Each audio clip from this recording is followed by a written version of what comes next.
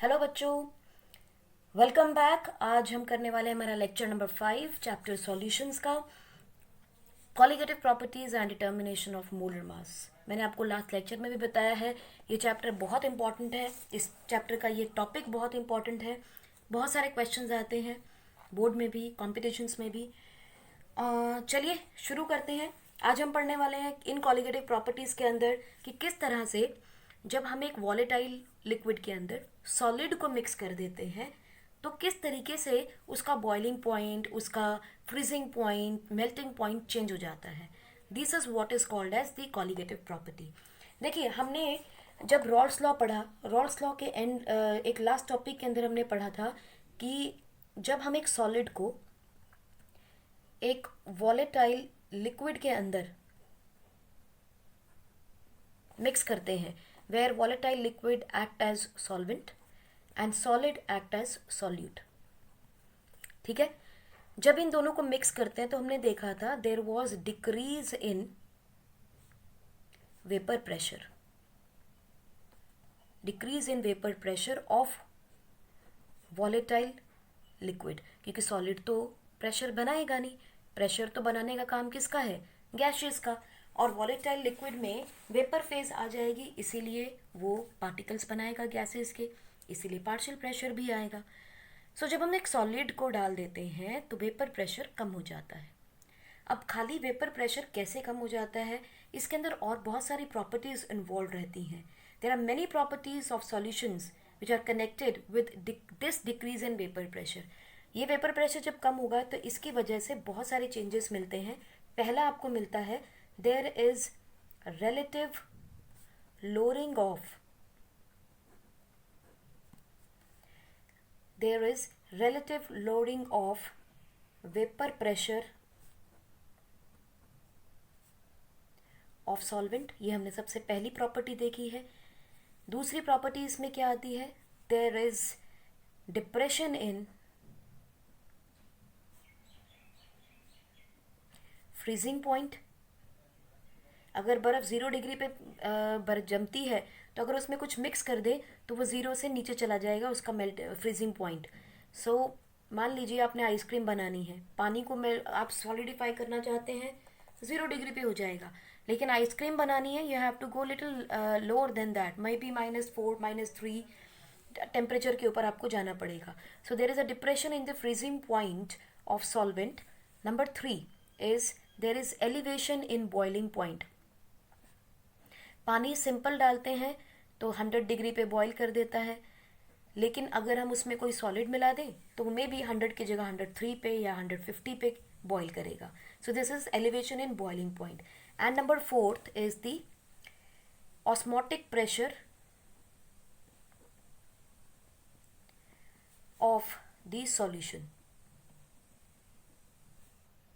Osmotic pressure of the solution will be changed. So there is a change in the osmotic pressure. So these are the 4 properties that we need to consider when we are talking about a solid and a volatile liquid solution or a mixture. इसे आप short form में याद कर सकते हैं। Depression को हम लोग लोअरिंग भी कह देते हैं। So we can say RLEO, RLEO.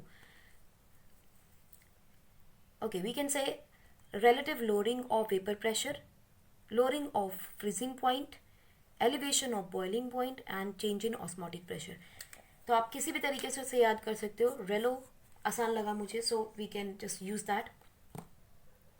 अब दिमाग में एक पॉइंट तो आ रहा होगा कि कॉलिगेटिव प्रॉपर्टी का क्या मतलब हुआ फिर, why we are using colligative property. So colligative property बच्चों वो रहती है all the properties that depend upon the number of solute particles irrespective of their nature। ये irrespective of their nature relative to the total number of particles present in the solution। मतलब क्या है, ये वो प्रॉपर्टीज हैं जो कि आपके सॉल्यूट के पार्टिकल्स जो हैं उनके नंबर पे डिपेंड करता है, नेचर पे डिपेंड नहीं करता है। ठीक है, so it depends on the number of solute particles irrespective of their nature. यहाँ पे कोई मैटर नहीं करता कि उसके नेचर कैसी है, कितने हैं वो मैटर करता है। ठीक है, relative to the total number of particles present in the solution, यानी कि सॉल्यूट और सॉल्वेंट दोनों के पार्टिकल्स का ऐड करने के बाद जो टोटल है, in comparison to that solute के पार्टिकल्स कितने हैं। It is just like the mole fraction we used. Mole fraction क्या होती है, number of the moles of solute divided by total number of the moles of the solution. This is the mole fraction of solute. Similarly solvent का भी निकाल सकते हैं। So यहाँ पे डिपेंड करता है कि मोल फ्रैक्शन ऑफ सॉल्यूट कितनी ज़्यादा है। जितनी ज़्यादा होगी उतना अफेक्ट आपकी RLU को पड़ने वाला है, जितनी कम होगी उतना ही कम डिफरेंस उसमें मिलेगा हमें। सो this is what is the colligative property.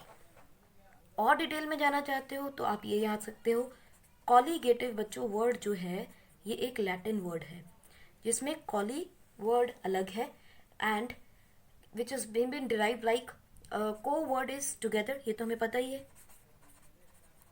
Ligate का मतलब which is bound together or bonded together, जो आपस में मिले जुले हों। जब जो चीज़ दो चीज़ें जब आपस में मिल जाती हैं उससे उन प्रॉपर्टीज पे क्या डिफरेंस पड़ता है उसे हम बोलते हैं कॉलीगेटिव प्रॉपर्टी। फाइन, सबसे पहली प्रॉपर्टी पे चलते हैं, that is relative lowering of vapor pressure। सबसे पहली प्रॉपर्टी कि जब एक सॉल्यूट के सॉल्वेंट के अंदर, एक वॉलेटाइल सॉल्वेंट के अंदर कोई भी सॉल्यूट मिला दिया जाता है तो किस तरह से उसका वेपर प्रेशर कम हो जाता है। We are going to derive it mathematically also. ठीक है, तो हम ये कह सकते हैं according to roles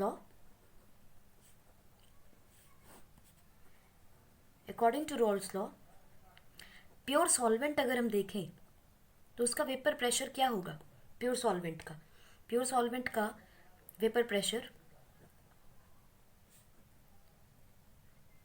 is let us say P1 not. कोई दिक्कत उसमें? ओके। अब अगर हम ये कहें कि सॉल्यूशन को हमने बनाया है which is having this solvent and it has a solute, correct. अब इस सॉल्वेंट के अंदर, इस सॉल्यूशन के अंदर इसका जो प्रेशर है वो क्या बन जाएगा, पार्शियल प्रेशर हम लिख लेते हैं, पार्शियल प्रेशर ऑफ सॉल्वेंट, हम इसका नाम दे देते हैं P1। अब उसने अकॉर्डिंग टू रोल्स लॉ वो क्या कहता है कि partial pressure of the solvent in solution is directly proportional to its mole fraction, correct. Also अगर मैं साइन ऑफ प्रोपोर्शनैलिटी हटाऊं तो क्या बनेगा, partial pressure of solvent is equal to the pure component partial pressure of 1 into its mole fraction, यही बनेगा। कोई doubt इसमें? I don't think so should be any doubt. So यहाँ पे अगर मैं चेंज इन पार्शियल प्रेशर पूछूं आपसे तो क्या बनाओगे आप, चेंज इन पार्शियल प्रेशर किसका भला, सॉल्वेंट का। तो डेल्टा P क्या हो जाएगा, उसका प्योर कंपोनेंट का पार्शियल प्रेशर जो कि ज़्यादा था ऑब्वियसली, माइनस उसका अब का पार्शियल प्रेशर जो सॉल्यूशन में है, P1 nought minus P1। So this delta P is equal to P1 naught minus P1. This is known as relative lowering of partial pressure or we can say vapor pressure। ठीक है जी, इसे हम बोलते हैं relative lowering of vapor pressure। So यहाँ से हम कह सकते हैं P1 naught is equal to what, okay, हमने किया था P1 is equal to P1 not into its mole fraction. So हम यहाँ से P1 नॉट निकाल सकते हैं. What is P1 naught? P1 divided by zeta 1. So we can use either this expression or we can use this expression. I find it more convenient to use this one. So delta P is equal to P1 naught minus P1 naught zeta 1. Is that okay? So we can say P1 naught common अगर ले ले तो we can say 1 minus zeta 1. I don't think so there is a confusion about it. Also we know that zeta 1 plus zeta 2, क्योंकि binary compound है तो हम दो ही मोल फ्रैक्शंस लेंगे, will be equal to 1. So zeta 1 2 क्या हो जाएगा? 1 minus zeta 1. We know that it is, we can use this one. So we can write P1 naught into zeta 2 will be equal to delta P1. अब आप यहाँ से देखिए, change in the vapour pressure of solvent, हमने P1 किसको लिया था? Solvent को. Change in vapour pressure of solvent depends upon the mole fraction of solute. देखिए 1 को हमने कंसिडर किया था सॉल्वेंट और 2 को हमने कंसिडर किया था solute. We can use A B also, whatever you want to. So यहाँ से रिलेशनशिप में क्या निकला कि mole fraction of zeta of the solute is going to affect the vapour pressure of component 1, that is the solvent. आगे चले, एक derivation मेरे पास ये आ गई. ये मेरा क्वेश्चन कई जगह यूज हो जाएगा मेरा, दिस इक्वेशन.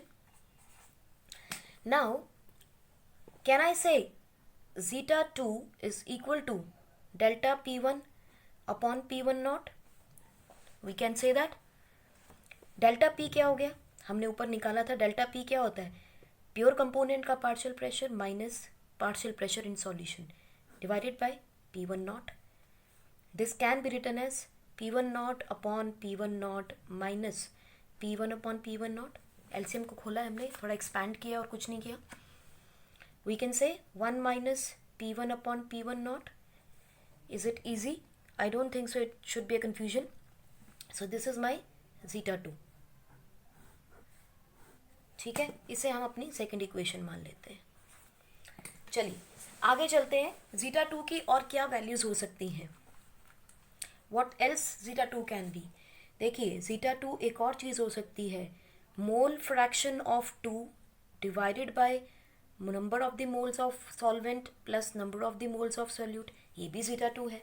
आई होप यहाँ भी कोई कंफ्यूजन नहीं होगा. So we can mark this as 3. ठीक. नाउ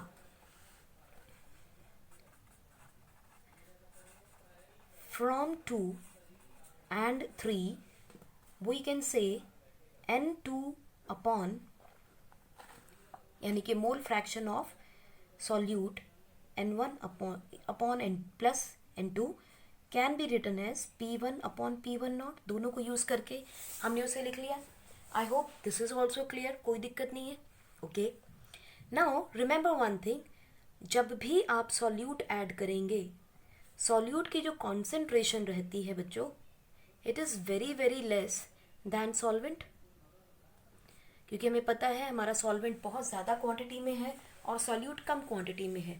सो अगर मैं नंबर ऑफ मोल्स की बात करूँ सॉल्यूट की, comparative to number of moles of solvent, वो बहुत कम हो जाएंगे. सो आई कैन जस्ट से कि N2 जो है वो N1 के बहुत कम है. अगर मैं कहूँ ये 0.001 है और ये 1 है तो ये कॉम्पोजिशन बहुत कम हो जाती है. I can ignore this because it is third decimal place पे जा रहा है. सो आई कैन इग्नोर इट. ठीक है, अब हम क्या करेंगे इसमें, हम यह लिख सकते हैं ना, अगर मैं N2 को इग्नोर कर दूं, 1 सोचिए 1 प्लस 0.001 अगर लिखना हो तो 1.001 ऐसे लिखोगे. I can round it off and I can say it is 1. So we can say N2 upon N1 is equal to 1 minus P1 upon P1 nought. लिखा जा सकता है, लिखा जा सकता है इसको. तो ये हम मान लेते हैं हमारी फोर्थ इक्वेशन. ठीक है जी. Now what is number of mole? We know that number of mole is equal to given mass upon molar mass, or we can say given mass can be denoted by W and capital M is the molar mass. It is all up to you. You want to use W or you want to use small m. Here we are going to use small m, so that's okay. So what is M1? M1 is the mass given of solvent.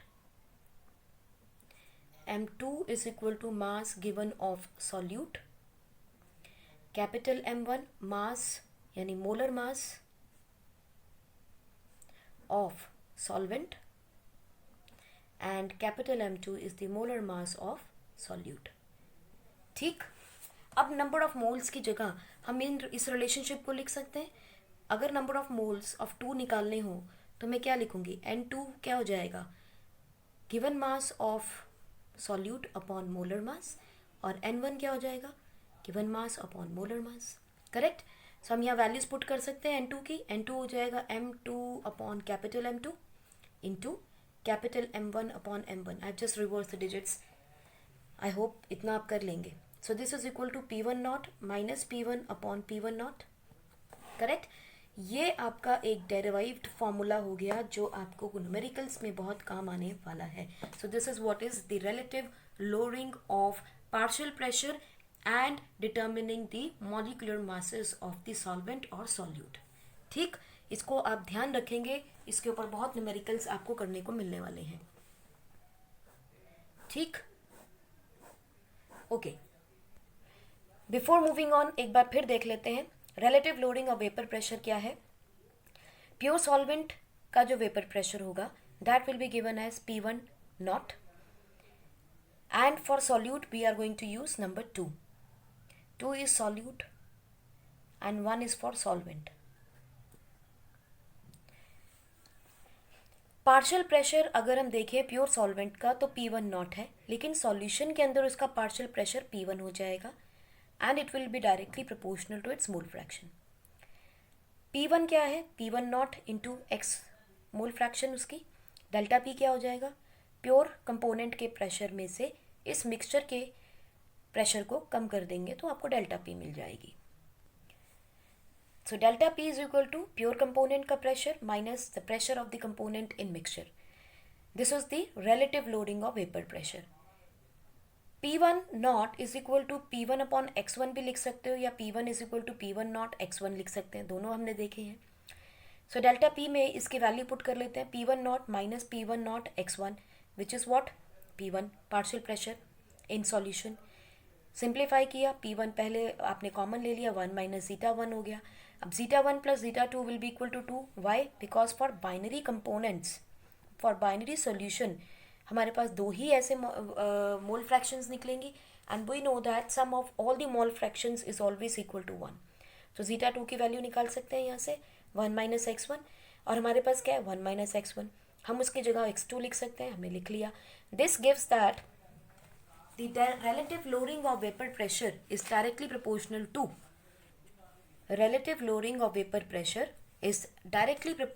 to the mole fraction of solute.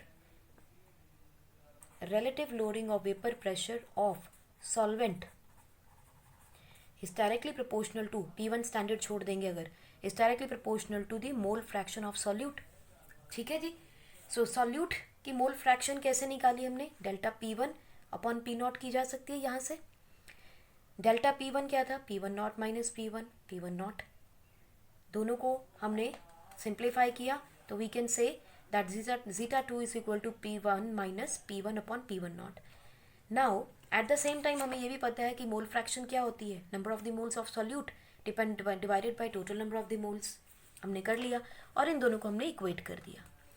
N2 upon N1 plus N2 gives us 1 minus P1 upon P naught. Right?